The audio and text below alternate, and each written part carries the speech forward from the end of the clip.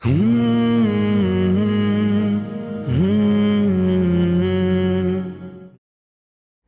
हैदराबाद में clock towers या बड़ी बड़ी वो घड़ियाँ जो शहर के मुख्तलिफ़ हिस्सों में मुख्तलिफ़ अदवार में लगाई गई, वो शहर की खूबसूरती को बेइंतहा उजागर करती थीं और एक नया ही मंज़र पेश करती थी उस ज़माने में जब ऐसी बड़ी घड़ियों का कहीं चलन नहीं था और यहाँ के अवाम ऐसे मनाजिर से आशना नहीं थे।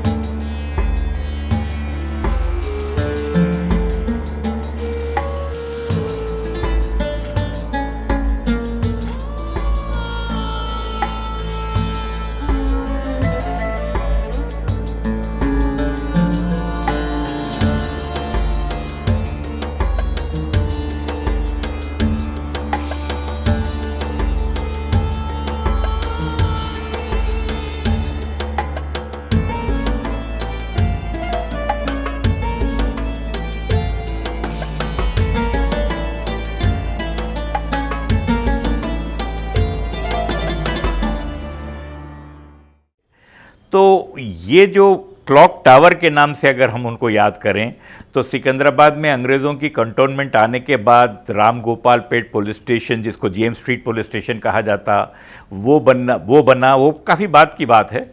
लेकिन उससे पहले सिकंदराबाद कंटोनमेंट एरिया में उनका क्लॉक टावर बना। वहाँ पर क्लॉक टावर होने की वजह से वो घड़ी बड़ी नुमाया नज़र आती थी। यही चीज़ सिकंदराबाद में हुई, लेकिन साथ ही साथ साइमल्टेनियसली हैदराबाद शहर में भी उसकी ज़रूरत महसूस की जाने लगी। और चौक के पास का जो टावर है वहाँ पर बड़ी सी घड़ी लगाई गई, बड़ी नुमाया नज़र आती थी वो। उसके बाद चार मीनार पर भी लगाई गई। कमाल की बात यह है कि राजगान व उमरा व नवाबैन, इन लोगों ने भी सोचा कि भाई उनकी ड्योढ़ियों पर, उनके ड्योढ़ियों के जो है कमानों पर होना चाहिए। तो शाली बंडे के रास्ते पर जो बाएं हाथ को अगर आप जा रहे हो चार मीनार की तरफ से, तो जो राय रायान की ड्योढ़ी कहलाती थी, वो बड़ी खूबसूरत बड़ी बांकी ड्योढ़ी हुआ करती थी, वो बड़ी वसी व अरीस। उसकी जो बाबुद दाखला था, वो बाबुद दाखला पर भी बहुत बड़ी घड़ी लगाई गई। एक मखसूस लैंडमार्क की तरह वो भी बन गया। फिर मौज़मजाही मार्केट की जब तामीर हुई सन 1937 में, उसका इनाग्रेशन होना चाहिए था उसको 1936 में, क्योंकि वो 1936 में मीर उस्मान अली ख़ान निज़ाम द सेवेंथ का सिल्वर जुबली कोरोनेशन का, उनके राज तिलक का या कहिए उनकी ताजपोशी का जो है 25वां साल था, जब होना चाहिए था। मगर कुछ वजूहात के बिना पर वो चीज़ नहीं हो पाई। और 1937 में जब इनाग्रेशन हुआ मौज़मजाही मार्केट का, तो उसकी भी खूबसूरती को बेइंतहा नुमाया करने में जो है ऊंचे मुकाम पर वो गुंबद जैसे उसके अंदर वो घड़ी का चार तरफ से नज़र आना, वो लगना, वो बड़ा ही खूबसूरत मंज़र पेश करता था।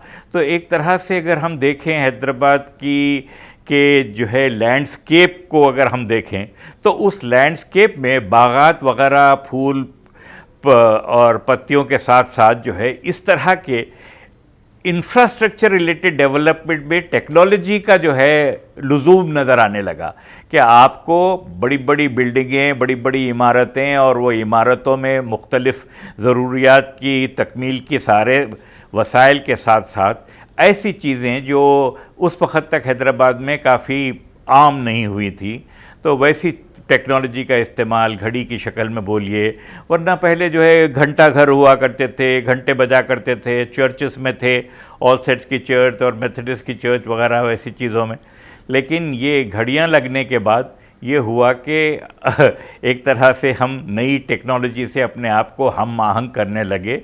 वक्त की कदर और भी तरीक़ों से होने लगी, और ये बड़ी खुशी की बात थी हैदराबादियों के लिए कि एक बड़े शहर का मंज़र पेश करने लगा था हैदराबाद, जो कि था भी वाक़तन निस्बतन रियासतों के मुकाबले में, रियासतों के शहरों में तो बड़ी रियासत होने के नाते सबसे बड़ा शहर भी था, सबसे कदीम शहर भी था।